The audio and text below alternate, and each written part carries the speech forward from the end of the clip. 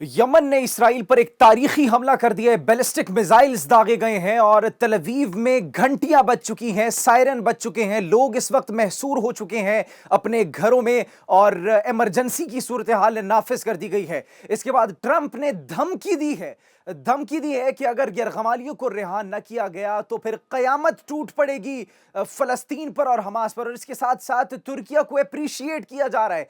लोग बहुत से सवाल कर रहे हैं कि क्या तुर्किया इजराइल और अमेरिका के साथ खड़ा है या फिर नहीं। बड़ी अपडेट्स, बड़ी डेवलपमेंट्स आई हैं, सब आपको बताएंगे अपने आज के इस प्रोग्राम में। आप एक न्यूज़ डिजिटल देख रहे हैं और मैं जवाद यूसुफ हूं। नाजरीन, सबसे पहले बड़ी डेवलपमेंट और बड़ी अपडेट की बात करें तो वो ये है कि यमन के हौसियों ने हमला किया है, भरपूर हमला किया है इसराइलियों पर। इसराइली फोर्सेस को निशाना बनाया है, इसराइली एयरपोर्ट्स को निशाना बनाया है और इस तरीके से निशाना बनाया है कि वहां पर मुख्तलिफ टाउन्स में, सिटीज में सायरन की घंटियां बजी हैं, सायरन बज चुके हैं। लोग इस वक्त शहरों में महसूर हो चुके हैं, अपने घरों में महसूर हैं और बाहर नहीं निकल रहे। अटैक की अगर बात की जाए तो वो इतना मैसिव अटैक था कि तल अवीव में एयरपोर्ट पर इमरजेंसी नाफिज कर दी गई है और फ्लाइट ऑपरेशंस मुकम्मल तौर पर कैंसिल कर दिए गए हैं। अब हमले के नुकसानात को छुपाने की कोशिशें की जा रही हैं, जिस तरह माजी में की गई थी इसराइल की जानिब से। इसराइल ये तो नहीं बता रहा कि कितना नुकसान पहुंचा है उनकी सरजमीन पर और उनके अड्डों को, उनके ठिकानों को। ये वही सरजमीन है जिस पर उन्होंने कब्जा किया और वो कह रहे हैं कि ये हमारी सरजमीन है। लेकिन उन तल अवीव पर इतना मैसिव अटैक लॉन्च किया कि नाजरीन आप सोच सकते हैं कि अटैक इस कदर भारी था, इस कदर जबरदस्त था कि उन्होंने इमरजेंसी नाफिज कर दी है और उन्होंने ये अपने फ्लाइट ऑपरेशंस और जितने भी एयरपोर्ट्स है वो बंद कर दिए। तल अवीव में एक मेजर एयरपोर्ट उन्होंने बंद कर दिया है और उन्होंने कहा है कि यहां से कोई जहाज अभी टेक ऑफ नहीं करेगा और यहां पर कोई भी जहाज लैंड नहीं करेगा। तो अगर एक जहाज को, एक हवाई अड्डे को बंद करने का ऐलान कर दिया गया तो आप खुद सोच सकते हैं कि कितना मैसिव अटैक किया गया होगा यमन की जानिब से इसराइली हुकूमत पर, इसराइली फोर्सेस पर, इसराइली एयरपोर्ट्स पर। अब नाज़रीन, ये रेजिस्टेंस जो है, जो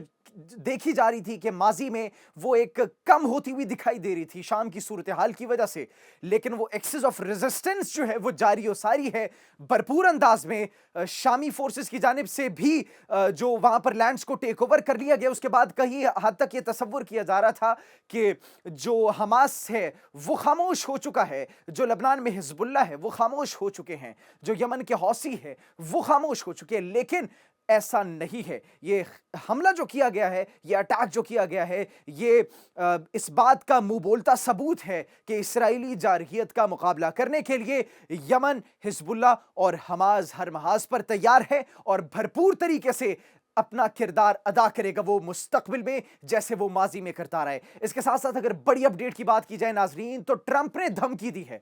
ट्रंप ने हमास में धमकी दी है कि अगर इसराइली यरगमालियों को रिहा न किया गया तो कयामत का मुकाबला करना पड़ेगा, हम कयामत तोड़ देंगे उन पर।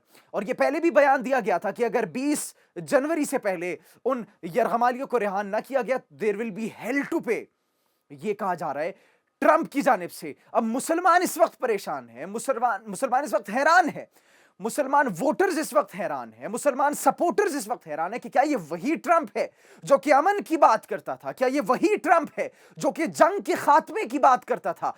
क्या ये वही ट्रंप है नाजरीन जिसको हम मुसलमानों ने, ये वो मुसलमान कह रहे हैं, सपोर्टर्स, वोटर्स कह रहे हैं, जिसको हमने वोट दिया था कि ये जंग के खात्मे का बाइस बनेगा, लेकिन ये तो जंग के बढ़ाने का बाइस बन रहा है। ये तो धमकियां दे रहे हैं सरेआम के हम कयामत बर्पा कर देंगे अगर इसराइली यरगमालियों को रिहा न किया गया। और फिर तुर्किया को सराहा जा रहा है, अप्रिशिएट किया जा रहा है उनके किरदार को कि ये उन्होंने एक फ्रेंडली टेक ओवर किया है। ये ट्रंप की जानिब से स्टेटमेंट सामने आ रही है, प्रेस कॉन्फ्रेंस की जाती है जिसमें तुर्किया को अप्रिशिएट किया जाता है, उनके किरदार को सराहा जाता है कि यार उन्होंने बड़ा जबरदस्त काम किया। जो शाम के अंदर सूरत हाल इस वक्त है और शाम के अंदर जो ऑपोजिशन फोर्सेस का टेक ओवर जो उन्होंने किया है खित्ते में, उसके बाद ट्रंप ये ऐलान करते हैं, ये बातचीत करते हैं मीडिया से, तुर्की के किरदार को सराहते हैं और कहते हैं कि उन्होंने बड़ा अच्छा किया और वो बहुत होशियार है, बहुत चालाक है। तुर्किया के बारे में ये कहा जा रहा है। उर्दवान बहुत चालाक है, बहुत होशियार हैं। उन्होंने जिस तरीके से टेक ओवर किया है, अपना नुकसान किए बगैर, कोई भी जानी नुकसान किए बगैर शाम पर कब्जा कर लेना, ये एक बहुत बड़ी अचीवमेंट है उनकी। ये बयान दे रहा है अमेरिका नाजरीन। और उसके साथ साथ जब सवाल किया जाता है ट्रंप से कि आप क्या अपनी फोर्सेस को, अमेरिकी फौजियों को वहां से वापस बुलाएंगे या फिर नहीं बुलाएंगे, तो इस पर कहा जाता है कि हम शाम के बारे में कोई प्रेडिक्शन नहीं दे सकते, शाम के मुस्तकबिल में के बारे में कोई बात नहीं कर सकते। लेकिन एक अहम बात उन्होंने इख्तिताम में कही कि शाम, ये जो खित्ता है, इस खित्ते की कुंजी, इस खित्ते की चाबी तुर्किया के पास है। अब नाक़दीन ये सवाल कर रहे हैं, मुबस्सरीन ये सवाल कर रहे हैं, हर जबान पर यह सवाल है कि एक तरफ वो धमकी दे रहे हैं हमास को कि इस्राएली यरगमालियों को रिहा किया जाए, और दूसरी जानिब वो तुर्किया के साथ खड़ा है, तुर्किया को अप्रिशिएट कर रहे हैं। तो लोग ये कह रहे हैं क्या तुर्किया इसराइल और अमेरिका के साथ है? वो जानता था कि ये सब कुछ होगा? क्या वो उनका साथ दे रहे अपने ही मुसलमान भाइयों के खिलाफ, उन इसराइली जारहियत के खिलाफ? ये एक बहुत बड़ा सवाल है। इसराइली जारहियत के खिलाफ कोई एक अमली इक़दाम तो नहीं कर रहा, लेकिन जिस तरीके से वो उन्होंने अपना किरदार माजी में अदा किया और जिस तरीके से फिर ट्रंप की स्टेटमेंट्स आ रही है, तो ये तो एक बहुत बड़ा सवालिया निशान बन रहे हैं तुर्किया के किरदार पर कि आखिर वो है किस तरफ। वो खित्ते के अंदर कशीदगी चाहता है, अमन चाहता है, आखिर चाहता क्या है वो? ये एक बहुत बड़ा सवाल है जो सब कर रहे हैं। उसके बाद नाज़रीन, अगर बात की जाए तुर्किया के किरदार की, तो फिर सीनियर सहाफ़ी क्या कह रहे हैं? सीनियर सहाफी ज़रार खोड़ो इस वक्त ये कह रहे हैं कि तुर्किया जानता है, उर्दवान जानता है कि किस तरीके से रूस और अमेरिका को एक दूसरे के खिलाफ इस्तेमाल करना है। इसकी ताज़ा तरीन सूरत हाल उन्होंने इस तरीके से प्रिडिक्ट की और बयान करने की कोशिश की, समझाने की कोशिश की कि सोमालिया और इथोपिया के दरमियान जो कॉन्फ्लिक्ट चल रहा था, उसके दरमियान सालसी का किरदार अदा किया है तुर्किया ने। इसराइल की तो जीत हुई थी शाम के अंदर, जो बशारुल असद का तख्ता उलट दिया गया था, लेकिन इसके साथ साथ वो ये कहते हैं कि ये तुर्किया की भी जीत थी और खित्ते के अंदर उनको रेस्ट लेना चाहिए था थोड़ा सा, कि वो अब थोड़ा सा आराम करे, इंतजार करे। लेकिन खित्ते के अंदर इतने बड़े एक टर्न के बाद, इतने बड़े एक टर्नओवर के बाद वो मजीद मुतहर्रक दिखाई दे रहे हैं। मजीद मुतहर्रक किस तरीके से कि सोमालिया और इथोपिया के दरमियान सालसी का किरदार अदा किया। उनके दरमियान जो कशीदगी चल रही थी नाज़रीन, वो कशीदगी क्या थी कि इथोपिया एक पोर्ट बनाना चाहता था, लेकिन उन दोनों इथोपिया और सोमालिया के दरमियान वो जो लैंड था जिस पर वो पोर्ट बनाना चाहता था इथोपिया, सोमालियन ये क्लेम करते थे कि वो लैंड उनका है, जिसकी वजह से उनके दरमियान कशीदगी बढ़ रही थी, हालात खराब हो रहे थे, तनाज़ा पैदा होता हुआ दिखाई दे रहा था। लेकिन तुर्किया कूद पड़ा वहां पर, उन्होंने सालसी का किरदार अदा किया, मुत्तहिदा अरब अमारात और बाकी ममालिक को इकट्ठा किया और अहम किरदार अदा किया। अपना असर और रसूख, अब मतलब वो सिर्फ मिडल ईस्ट पर ही नहीं बल्कि अफ्रीका तक लेकर जाना चाहते हैं।